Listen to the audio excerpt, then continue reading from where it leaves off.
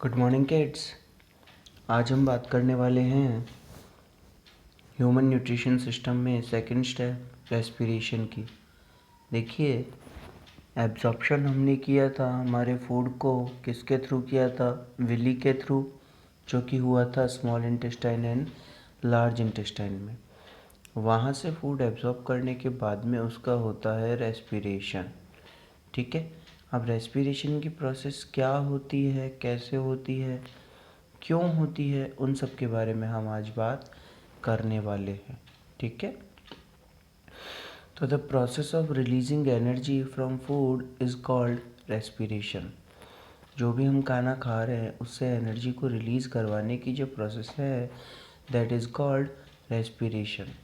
The process of respiration involves taking in oxygen into the cells, using it for releasing energy by burning food, and then eliminating the waste products like carbon dioxide and water from the body. Okay? So यहाँ पे देखिए होता क्या है। Sales जो हैं हमारे air oxygen को इनहेल कर रही हैं और यूज़ कर रही हैं किसके लिए?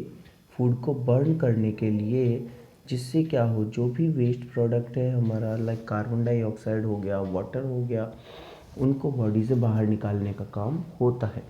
देखिए, वाटर तो इतना हमारा बाई प्रोडक्ट नहीं है जितना कार्बन डाइऑक्साइड हमारा मेन बाई प्रोडक्ट है। तो उस कार्बन डाइऑक्साइड को बाहर निकालने के लिए, मतलब कार्बन डाइऑक्साइड को ही बाहर निकालना रेस्पिरेशन का एक पार्ट है। और दूसरा पार्ट क्या है? इससे एनर्जी ऑब्टेन करना। ठीक है। तो यहाँ पे देखिए मैंने साफ साफ रिएक्शन लिख के बताया हुआ है कि food plus oxygen gives me carbon dioxide plus water plus energy. ठीक है। यहाँ पे ये चीज़ें मिल रही है मुझे। अब देखो, जो प्रोसेस है रेस्पिरेशन की एनर्जी रिलीज़ करने की, वो basically inside the cells of the body होती है। मतलब ये सेल बॉडीज़ के अंदर होती है। ठीक है। इसीलिए हम इसे सेल्यूलर रेस्पिरेशन के नाम से भी जानते हैं। सेल्यूलर रेस्पिरेशन इसीलिए बोला जाता है क्योंकि ये जो प्रोसेस हो रही है ये सेल के अंदर हो रही है। ठीक है। आगे देखिए, there are two by product of cellular respiration, जिसके बारे में हम ऑलरेडी बात कर चुके हैं, कार्बन डाइऑक्साइड एंड वाटर। आगे चलते हैं तो देखिए, ब्रीदिंग एंड रेस्पिरेशन। कई बार क्या होता है, हमसे जब पूछा जाता है कि व्हाट इज़ रेस्पिरेशन, तो हम एक जवाब देते हैं कि taking in air and out is known as respiration. Sir नहीं बेटा, दोनों में बहुत ज़्यादा डिफरेंस है। क्या डिफरेंस है तो सुनिए। The mechanism by which organism obtain oxygen from the air and release carbon dioxide is called breathing. सुन लिया? सांस अंदर लेने और छोड़ने की जो प्रोसेस होती है उसे हम ब्रीदिंग कहते हैं, ना कि रेस्पिरेशन। ठीक है। तो ये आज आपको पता लग गया अच्छे से। आगे देखिए, रेस्पिरेशन में क्या इंक्लूड होता है। Respiration includes breathing as well as the oxidation of food in the cells. मतलब आपके फूड का जो ऑक्सीडेशन है, सेल्स के अंदर जो फूड का ऑक्सीडेशन हो रहा है, वो आपके किस में इंक्लूडेड होता है? रेस्पिरेशन में। किसके साथ साथ? ब्रीदिंग के साथ। बोले तो हवा, मतलब ब्रीद के साथ साथ हमने ऑक्सीजन ली, ऑक्सीजन लेने के बाद में फूड को बर्न किया ऑक्सीजन की प्रेजेंस में।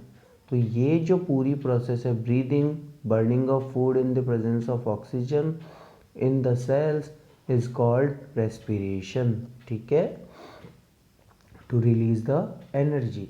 अब देखिए और भी डिफरेंसेस हैं, like breathing is a physical process where respiration also include biochemical process of oxidation of food. ठीक है बेटा। यहाँ पे देखिए, रेस्पिरेशन एक आपकी फिजिकल प्रोसेस है, सिर्फ सांस लेना है, छोड़ना है, इससे ज़्यादा हमें कुछ नहीं करना है। ठीक है। बट रेस्पिरेशन एक बायोकेमिकल प्रोसेस है, मतलब इसमें ऑक्सीडेशन हो रहा है। देखिए, केमिकल प्रोसेस हो गई ना। ठीक है। तो ये एक बायोकेमिकल प्रोसेस है जिससे फूड क्या होता है, आपका एनर्जी की फॉर्म में कन्वर्ट हो जाता है। आगे बात करें बेटा, तो रेस्पिरेशन जो है इसके बारे में हम ये बात कर चुके हैं।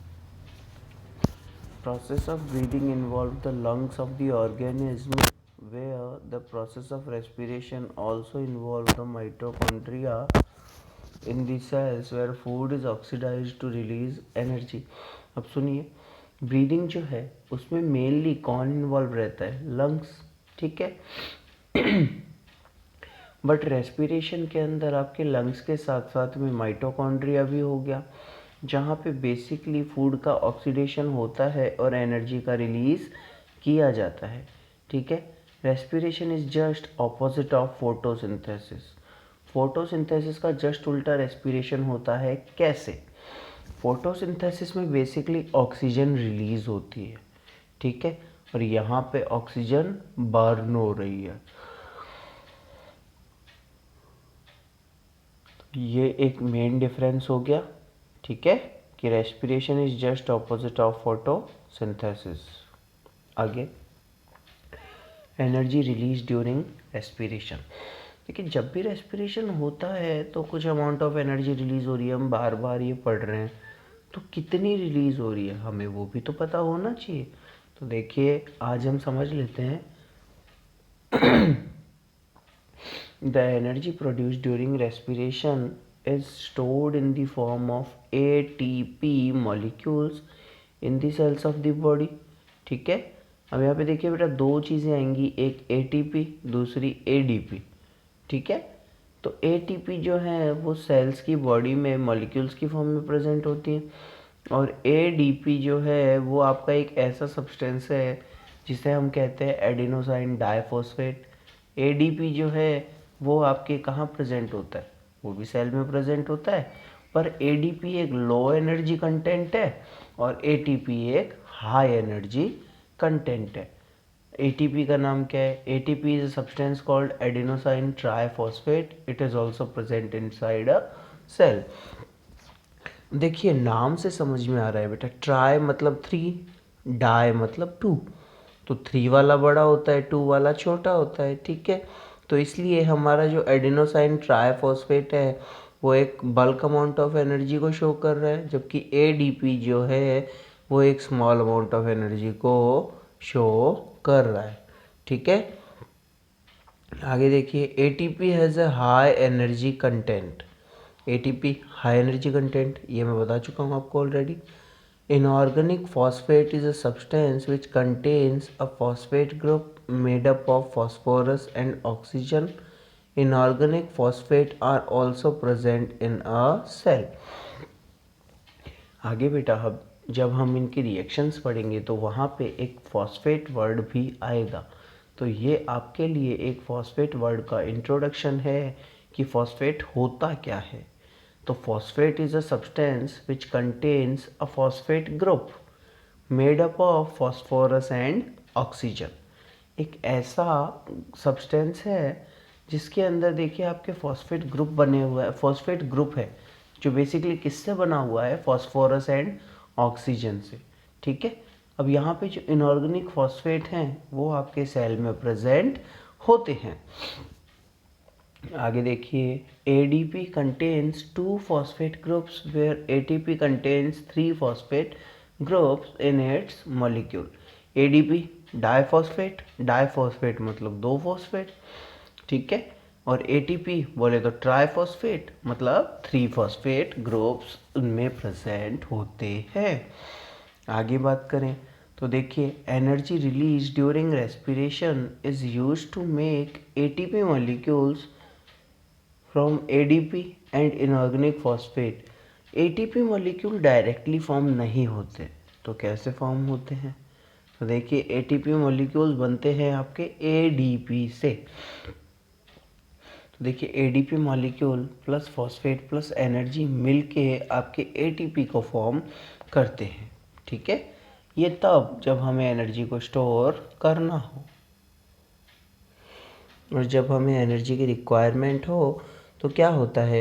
ATP जो है वाटर की प्रेजेंस में बर्न हो जाती है, और बर्न हो जाके क्या फॉर्म करती है? ADP plus phosphate plus energy. ठीक है, अब यहाँ जब ATP ब्रेक हो रहा है वाटर के प्रेजेंस में, तो जो एनर्जी रिलीज़ हो रही है वो अप्रॉक्सीमेटली 30.5 किलो जूल्स पर मोल के इक्वलेंट रिलीज़ हो रही है। ठीक है, मतलब इतनी ज़्यादा रिलीज़ हो रही है। आगे देखिए, कुछ हाइड्रोकार्बन कंपाउंड्स हैं जो आपके रेस्पिरेशन में फॉर्म होते हैं, तो उनके बारे में जानना आपके लिए बेहद ज़रूरी है। तो सबसे पहली बात, ग्लूकोज। ग्लूकोज का फॉर्मूला हमें सभी को पता है, C6H12O6। ठीक है, तो it is a 6 carbon atom compound. 6 carbon है, देखो C6 है। ठीक है, it is the simple food which is oxidised in the cell of organism during respiration. ये सबसे सिंपल फूड है जो बेसिकली आपके ऑक्सीडेशन होता है ऑर्गेनिज्म में ड्यूरिंग रेस्पिरेशन। ठीक है, इसके अलावा देखिए क्या होता है, oxidation of glucose to pyruvic acid और पायरुवेट इज कॉल्ड ग्लाइकोलाइसिस। अब ये हम ऑलरेडी पढ़ चुके हैं कि रेस्पिरेशन में फूड का क्या होता है, ऑक्सीडेशन होता है। ठीक है, तो जो ग्लूकोज है उसका ऑक्सीडेशन किस में हो जाता है बेटा, पायरुविक एसिड में। और इसमें जो पायरुविक एसिड में कन्वर्जन की प्रोसेस है, इस प्रोसेस को हम कहते हैं ग्लाइकोलाइसिस। ठीक है, it occurs in the cytoplasm of a cell and not in mitochondria. Generally हमने आपसे क्या कहा कि रेस्पिरेशन की जो प्रोसेस होती है वो किस में होती है, माइटोकॉन्ड्रिया में होती है। ठीक है, बट ये जो ग्लाइकोलाइसिस की प्रोसेस है वो बेसिकली साइटोप्लाज्म के अंदर होती है। ठीक है, माइटोकॉन्ड्रिया में नहीं। तो the oxidation of glucose to pyruvic acid does not require oxygen. जब आपका ग्लूकोज आपके पायरुविक एसिड में कन्वर्ट हो रहा है तो इसमें आपको ऑक्सीजन की रिक्वायरमेंट नहीं है। ठीक है, 1 molecule of glucose on glycolysis produces 2 molecules of pyruvic acid। ठीक है बेटा, अब यहाँ पे एक मॉलिक्यूल जो है ग्लूकोज का वो ब्रेक होके 2 molecules of pyruvic acid form करता है। अब आगे देखिए, pyruvic acid is a 3 carbon atom compound. ये एक 3 कार्बन एटम कंपाउंड है। It is also called pyruvate. ठीक है, इसे पायरुवेट के नाम से भी जाना जाता है। The formula of pyruvic acid और पायरुवेट इज, ये जो इसका फार्मूला है बेटा वो मैं आपको ड्रॉ करके बाद में दिखाऊंगा। ठीक है, और इसे हम कीटोनिक कार्बोक्सिलिक एसिड के नाम से भी जानते हैं। जनरली इसका जो फार्मूला होता है वो होता है CH3COCOOH। ठीक है, CH3COOH। वो इस वजह से क्योंकि इसमें देखिए कीटोन ग्रुप और एक कार्बोक्सिलिक ग्रुप प्रेजेंट होता है, इसलिए इसे कीटोनिक कार्बोक्सिलिक एसिड के नाम से भी जाना जाता है।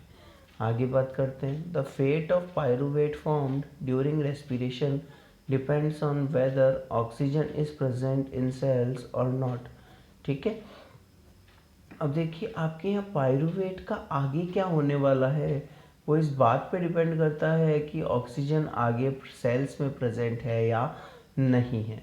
अगर ऑक्सीजन इनफ अमाउंट में प्रेजेंट होती है तो आपका पायरुवेट डीकम्पोज होके ऑक्सीडाइज्ड होके कार्बन डाइऑक्साइड एंड वाटर में कन्वर्ट हो जाता है और बहुत ज़्यादा अमाउंट ऑफ एनर्जी को रिलीज़ करता है। और अगर ऑक्सीजन सेल्स में प्रेजेंट नहीं होती है तो ये उतना हाई अमाउंट ऑफ एनर्जी मतलब नहीं दे पाएगा आपको, और इसके साथ साथ ही या तो एथेनॉल एंड कार्बन डाइऑक्साइड में कन्वर्ट होगा या लैक्टिक एसिड में कन्वर्ट हो जाएगा। ये डिपेंड करता है कि जो प्रोसेस है आपकी वो प्लांट सेल में हो रही है या एनिमल सेल में हो रही है। अब दोनों में डिफरेंस क्या है, अगर प्लांट सेल में होती है तो ethanol and carbon dioxide release होता है, अगर एनिमल सेल में होती है इन दी एब्सेंस ऑफ ऑक्सीजन या लैक ऑफ ऑक्सीजन तो लैक्टिक एसिड का फॉर्मेशन करती है। ठीक है, आगे देखिए बेटा, इस केस के अंदर बहुत ही कम अमाउंट ऑफ एनर्जी सीक्रेट हो पाती है मतलब जितनी एनर्जी रिलीज़ होनी चाहिए थी, जैसे हमारे ऑक्सीजन की प्रेजेंस में हुई थी, उतने ज़्यादा high amount of energy release नहीं हुई है। अब यहाँ पे एक वर्ड आया आपके, लैक्टिक एसिड। तो लैक्टिक एसिड जो है वो भी एक 3 कार्बन एटम कंपाउंड है, जिसे लैक्टेट के नाम से भी जाना जाता है। और लैक्टिक एसिड का बेसिकली जो फार्मूला वगैरह है वो भी मैं आपको बाद में लिखाऊंगा, पायरुविक का एसिड का और लैक्टिक एसिड का, दोनों का एक साथ फार्मूला आपको लिखवा दिया जाएगा। अब जो आपका लैक्टिक एसिड या लैक्टेट होता है उसे हाइड्रोक्सी कार्बोक्सिलिक एसिड के नाम से जानते हैं। देखिए ध्यान दीजिए, जो आपका पायरुविक एसिड था उसे हम कह रहे थे कीटोनिक कार्बोक्सिलिक एसिड, और लैक्टिक एसिड को कह रहे हैं हाइड्रोक्सी कार्बोक्सिलिक एसिड। दोनों में डिफरेंस है, ध्यान दीजिएगा, नाम याद रखिएगा इन दोनों का, ठीक है। आगे, there are 2 types of respiration, ठीक है। The first one is aerobic, the second one is anaerobic. What is the difference between aerobic and anaerobic respiration? There is difference that आगे हम इनके बारे में स्टडी करके ही पता करते हैं तो ज़्यादा बेटर है, ऐसे मैं बताऊंगा आप कंफ्यूज होंगे। देखिए बेटा, aerobic respiration, what is aerobic respiration? The respiration which uses oxygen is called aerobic respiration. मतलब ऐसा ऑक्सीजन जिसमें आपका जो पायरुविक एसिड है वो ऑक्सीजन की प्रेजेंस में बर्न हो रहा है, उसका ऑक्सीडेशन हो रहा है, वो आपका क्या हो जाएगा, एरोबिक रेस्पिरेशन, ठीक है। अब इसमें क्या होता है, एरोबिक रेस्पिरेशन क्यों कहते हैं इसे, क्योंकि इसके अंदर एयर जो है ऐसी होती है जिसमें ऑक्सीजन हाई अमाउंट में प्रेजेंट है, ठीक है। एरोबिक रेस्पिरेशन में हो क्या रहा है, जो ग्लूकोज है वो कम्प्लीटली ब्रोक डाउन हो रहा है, किसकी फॉर्म में, कार्बन डाइऑक्साइड एंड वाटर की फॉर्म में, और high amount of energy release कर रहा है। अब एरोबिक रेस्पिरेशन जो है वो एक हाई अमाउंट ऑफ एनर्जी भी रिलीज करता है जो एटीपी मॉलिक्यूल्स की फॉर्म में स्टोर हो जाती है, ठीक है। अब आपके फूड का जो ब्रेक डाउन होता है एरोबिक रेस्पिरेशन में, उसके लिए हमने एक रिएक्शन फॉर्म में आपको एक्सप्लेन किया है। देखिए सबसे पहले ग्लूकोज का होता है ग्लाइकोलाइसिस, ये मैं पहले बता चुका हूँ, जो कहाँ होता है, साइटोप्लाज्म में होता है, ठीक है। अब साइटोप्लाज्म में होके क्या फॉर्म कर लेता है, पायरुवेट या पायरुविक एसिड, ठीक है। 1 molecule of glucose 2 molecule of pyruvate और पायरुविक एसिड को फॉर्म करते हैं। अब पायरुवेट या पायरुविक जो एसिड है उसका डिकम्पोजिशन होता है ऑक्सीजन की प्रेजेंस में, कहाँ पे, माइटोकॉन्ड्रिया में, ठीक है बेटा। और ये क्या फॉर्म करते हैं, 6 carbon dioxide, 6 water molecules and 38 molecules of. यहाँ पे आप नोटिस कर सकते हैं बेटा, मैंने साफ साफ लिख भी दिया है कि एरोबिक रेस्पिरेशन में 1 मॉलिक्यूल ऑफ ग्लूकोज जो है वो आपका 2 molecule of pyruvic acid and 38 ATP molecules को रिलीज़ करता है, और जो भी एनर्जी है आपकी वो माइटोकॉन्ड्रिया में स्टोर हो जाती है। अब माइटोकॉन्ड्रिया के लिए आप ऑलरेडी जानते हैं, जिसे power house of the cell कहा जाता है, ठीक है। आगे बात करते हैं एनएरोबिक रेस्पिरेशन। तो देखिए एनएरोबिक रेस्पिरेशन क्या होता है, anaerobic respiration is the respiration in which oxygen is absent, या हम कहें in the respiration which takes place without oxygen is called anaerobic respiration. Oxygen की एब्सेंस में जो हो रहा है वो एनएरोबिक रेस्पिरेशन है। इसे एनएरोबिक क्यों कहा जा रहा है ये मैं आपको अच्छे से एक्सप्लेन कर चुका हूँ, ठीक है। अब जो माइक्रोस्कोपिक ऑर्गेनिज्म हैं जैसे ईस्ट हो गया, बैक्टीरियाज हो गए, ये एनर्जी जो है एनएरोबिक रेस्पिरेशन से ही ऑब्टेन करते हैं, और इस प्रोसेस को एक्चुअल में कहा क्या जाता है, इस प्रोसेस को कहा जाता है फेर्मेंटेशन, ठीक है।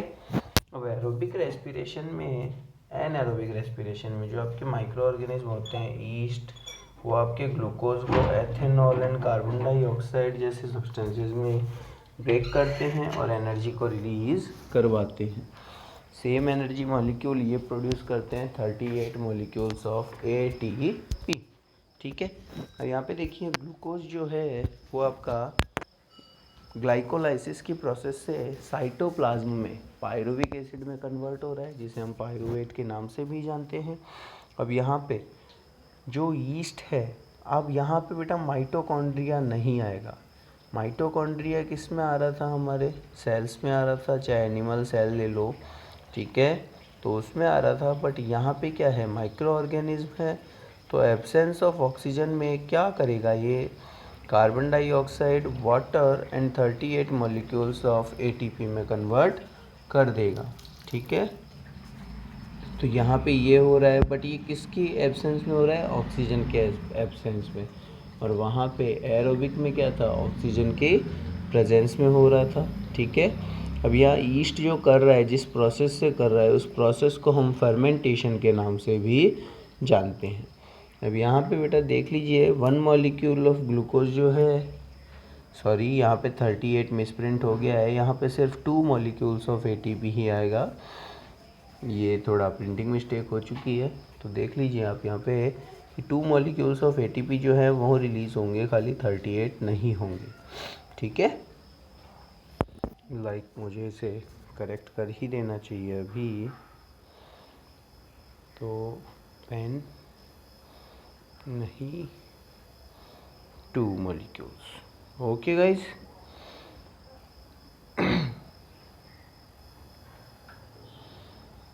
देखिए आगे बात करते हैं हम, आगे आ जाता है हमारा application of anaerobic respiration. Anaerobic respiration और कहाँ कहाँ यूज़ करते हैं हम, तो देखिए एक तो आपके अल्कोहल बनाने में, ठीक है, अल्कोहल बनाने में जो आपके प्रोसेस यूज़ की जाती है, उस प्रोसेस को हम कहते हैं फर्मेंटेशन। ठीक है, और ये प्रोसेस जो है वो आपकी ईस्ट के हेल्प से ही की जाती है, और जो फर्मेंटेशन की प्रोसेस है उससे आपके अल्कोहल का फॉर्मेशन होता है। कैसे होता है वो भी यहाँ पे दिया हुआ है, तो देखिए कुछ अमाउंट ऑफ शुगर सॉल्यूशन या फ्रूट जूस ले लीजिए एक टेस्ट ट्यूब में, और इसके अंदर सॉरी कुछ पाउडर, ईस्ट पाउडर डाल दीजिए थोड़े अमाउंट में, और जो टेस्ट ट्यूब का माउथ है वो एक कॉर्क से क्लोज कर दीजिए और इसे थोड़े टाइम के लिए रख दीजिए। ठीक है, थोड़े टाइम के बाद में अगर आप कॉर्क को स्मेल करेंगे, कॉर्क को हटा के स्मेल करेंगे, तो एक एथेनॉल की बोले तो आपको अल्कोहल की, अल्कोहल समझ रहे हैं, ड्रिंक, दारू, ठीक है, उसकी स्मेल आपको आएगी। ठीक है, इसी के साथ साथ एक गैस भी रिलीज़ होगी यहाँ से। अगर इस गैस को मैं लाइम वाटर में प्रोड्यूस करा दूँ तो ये लाइम वाटर को मिल्की कर देगी, तो इससे मुझे क्या पता चलता है कि कार्बन डाइऑक्साइड गैस है। ठीक है, तो इस एक्सपेरिमेंट से हमें क्या पता चला कि फर्मेंटेशन है जो शुगर का ईस्ट से करवा रहे हैं, तो ये एथेनॉल और कार्बन डाइऑक्साइड को प्रोड्यूस कर रहा है। ठीक है, आगे देखिए, एरोबिक रेस्पिरेशन से हम मतलब सभी लोग क्या करते हैं, एनर्जी ऑब्टेन करते हैं, बट एनारोबिक रेस्पिरेशन भी कभी कभी हमारी मसल्स में हो जाता है। कैसे हो जाता है, तो सुनिए, एनारोबिक रेस्पिरेशन जो है बेसिकली हमारे मसल्स में होता है ड्यूरिंग वाइगरस फिजिकल एक्सरसाइज। जब भी हम ज़रूरत से ज़्यादा एक्सरसाइज करते हैं तो क्या होता है, हमारी बॉडी के अंदर ऑक्सीजन की कमी होने लगती है। अब ऑक्सीजन, लैक ऑफ ऑक्सीजन की वजह से क्या होता है, रेस्पिरेशन की प्रोसेस है वो तो चलती रहेगी। क्यों, क्योंकि हमें एनर्जी चाहिए। अब एनर्जी चाहिए तो अब ऑक्सीजन है नहीं, तो ऑक्सीजन है नहीं तो यहाँ पे आपके वाटर और कार्बन डाइऑक्साइड रिलीज़ होने की जगह क्या बन जाएगा, यहाँ पे बन जाएगा बेटा आपके लैक्टिक एसिड। ठीक है, लैक्टिक एसिड फॉर्म होता है यहाँ पे।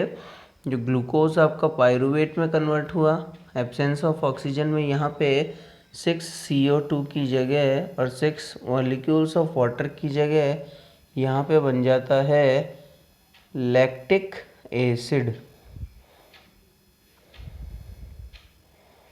ओके गाइज, यहाँ पे बनता है लैक्टिक एसिड। ठीक है जी, लैक्टिक एसिड के साथ में 2 अमाउंट्स ऑफ एटीपी रिलीज होते हैं। आगे बात करते हैं एनारोबिक रेस्पिरेशन की।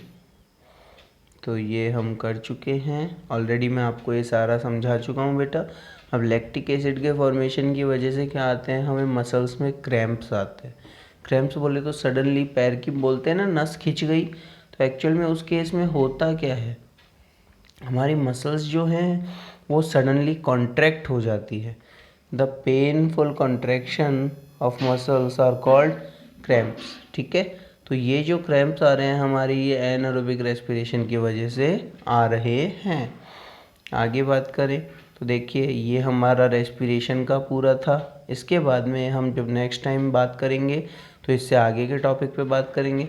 अब बात आती है, अगर किसी के क्रैम्प्स हो गए हैं तो क्रैम्प्स से छुटकारा कैसे पाया जाए, आराम कैसे लिया जाए। तो देखिए, हॉट वाटर बाथ ले लीजिए, ठीक है, जिससे क्या होगा, आपके सर्कुलेशन ऑफ ब्लड का इम्प्रूवमेंट होगा मसल्स में और नॉर्मली ब्लड सप्लाई हो पाएगी। आज के लिए इतना ही। Thank you so much.